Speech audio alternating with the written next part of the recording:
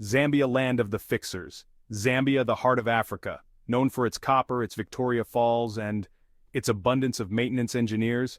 Yep, you heard that right. In Zambia, we've got more people who can fix a broken-down tractor than people who can design a brand new one. Now don't get me wrong, maintenance engineers are crucial. They keep the lights on, literally. But when your country becomes known for fixing things instead of creating them, you gotta ask yourself, how did we get here? And is this really working for us? It's like that friend who's amazing at fixing up old cars. Sure, they can get that 82 Datsun running like a dream, but they'll never build you a Tesla, will they? Zambia, we gotta aim higher than a well-maintained Datsun. We need our own Tesla. This ain't just about cars, people. This is about the future of Zambia. Can we be a country that innovates, that creates, that leads? Or are we destined to be the best darn fixers the world has ever seen?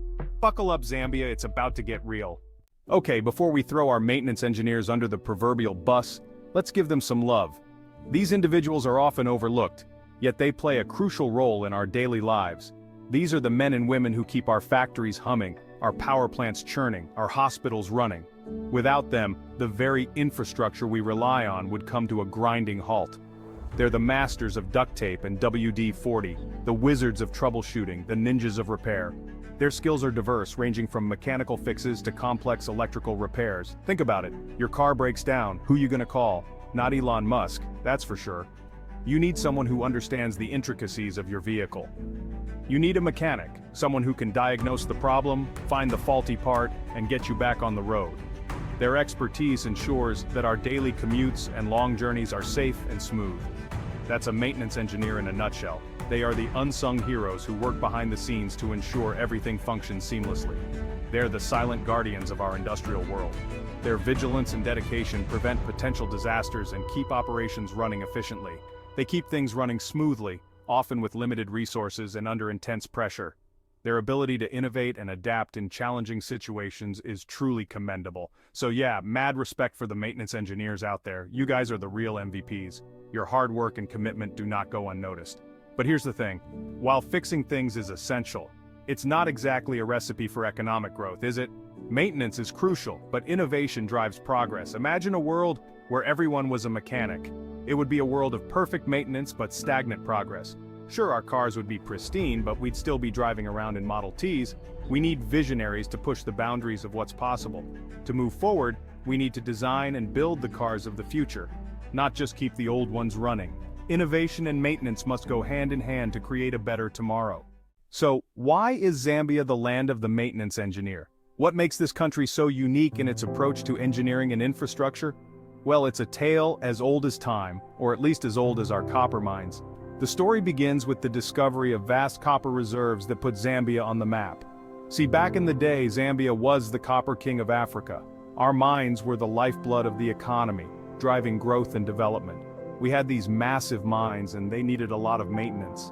The machinery was complex and the operations were extensive. Naturally, we trained a whole generation of engineers to keep those mines running. These engineers became experts in maintaining and repairing the intricate systems that kept the copper flowing. And they did a damn good job. Their skills ensured that the mines operated efficiently, even under challenging conditions. But here's the catch. We focused so much on maintaining the existing infrastructure, we kind of forgot about building new stuff. Our expertise became narrowly focused on preservation rather than innovation. Then came the economic downturns, the fluctuations in copper prices, and suddenly, being the best at fixing aging mines wasn't such a hot commodity anymore. The global market shifted, and our once thriving industry faced new challenges.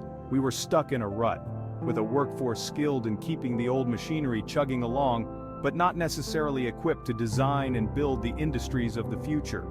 Our focus on maintenance left us unprepared for the demands of a rapidly changing world. It's like that moment you realize your entire wardrobe consists of vintage clothes. They have their charm, but they don't quite fit the current trends or needs. Yeah, they're cool, they're retro, but at some point you gotta invest in something new. Something that reflects who you are today, not who you were 20 years ago. It's about evolving and adapting to the present while honoring the past. Now let's be fair, there are some definite perks to having a skilled maintenance workforce. These individuals are the unsung heroes who keep the wheels of industry turning smoothly. For one, it means our industries are pretty darn good at keeping things running, even when the going gets tough. They ensure that production lines don't come to a grinding halt, and that every cog in the machine is well-oiled and functioning. Our factories might not be the newest, but by golly, they're still churning out product. The age of the equipment doesn't deter the relentless spirit of our workforce. Plus, a focus on maintenance fosters a culture of resourcefulness and problem-solving. This culture is deeply ingrained in our engineers and workers, who are always ready to tackle any challenge head-on. When you're used to making do with what you have, you learn to be creative, to improvise, to find solutions where others see only obstacles. This ingenuity is a testament to the resilience and adaptability of our workforce. And that, my friends, is a valuable skill set in any economy. The ability to think on your feet and come up with innovative solutions is something that can't be taught in a classroom. But, and you knew there was a but coming, didn't you? There's a flip side to this coin. It's not all sunshine and roses in the world of maintenance, a big, rusty, we need to talk about this kind of but. The reliance on maintenance can sometimes mask deeper issues within the industry. See, when your entire engineering sector is geared towards maintenance, you create a bit of a self-fulfilling prophecy. The focus shifts from innovation to preservation. Companies are hesitant to invest in new technologies because, hey, we've got people who can keep the old stuff running forever, right? This mindset can be a significant barrier to progress. This creates a vicious cycle of stagnation, where innovation takes a back seat to keeping the lights on. The focus remains on short-term fixes rather than long-term growth. And that, my friends, is how you end up with a vintage car collection instead of a Tesla. While there's a certain charm to the old ways, it's crucial to strike a balance between maintaining the past and embracing the future.